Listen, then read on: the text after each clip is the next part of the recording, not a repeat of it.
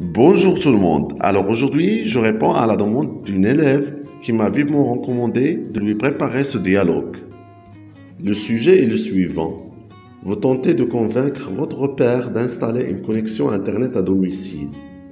Vous rédigez un dialogue argumentatif et faites la simulation oralement.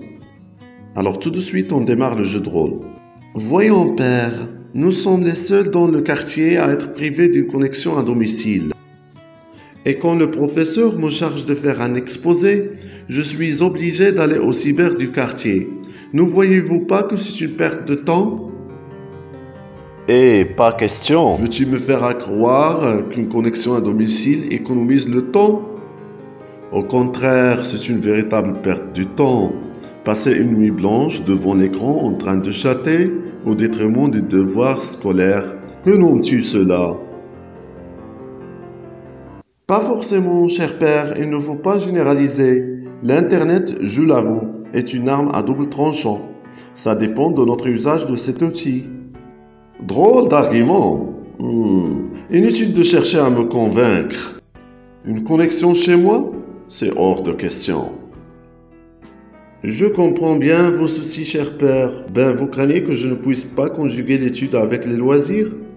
Mais rassurez-vous, je vous promets de bien gérer mon temps. J'ai déjà fait preuve de sérieux et de clairvoyance en maintes occasions.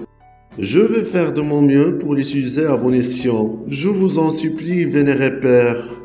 Le papa. Mais qu'en est-il des jeux, MSN, vidéo, musique, médias sociaux, etc. Pour moi, c'est une panoplie de pièges alléchants dont l'Internet est bourré. Qu'est-ce qui va me garantir que tu seras à l'abri de... Je ne vois pas franchement que c'est une bonne idée. En plus, fiston, certains réseaux sociaux, tels TikTok, Instagram et YouTube, encouragent récemment des contenus et des gens ridicules. Et franchement, j'ai peur que tu sois influencé par ça. S'il vous plaît, mon père, vous devez me faire confiance.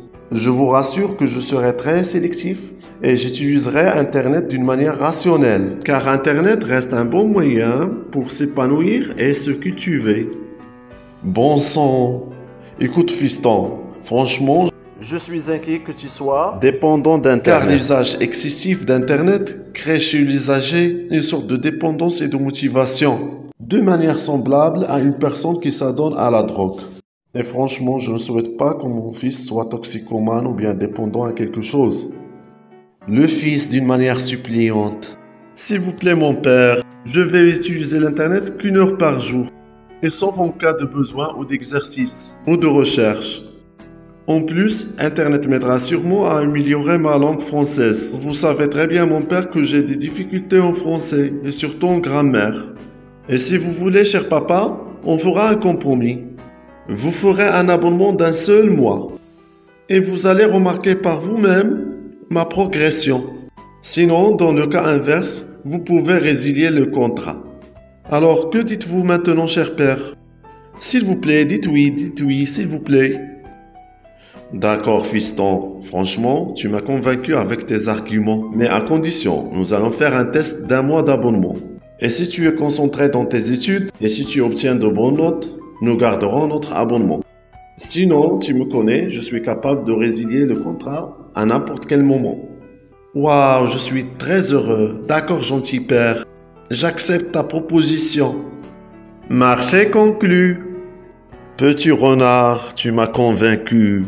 Allez, saute dans mes bras. Viens.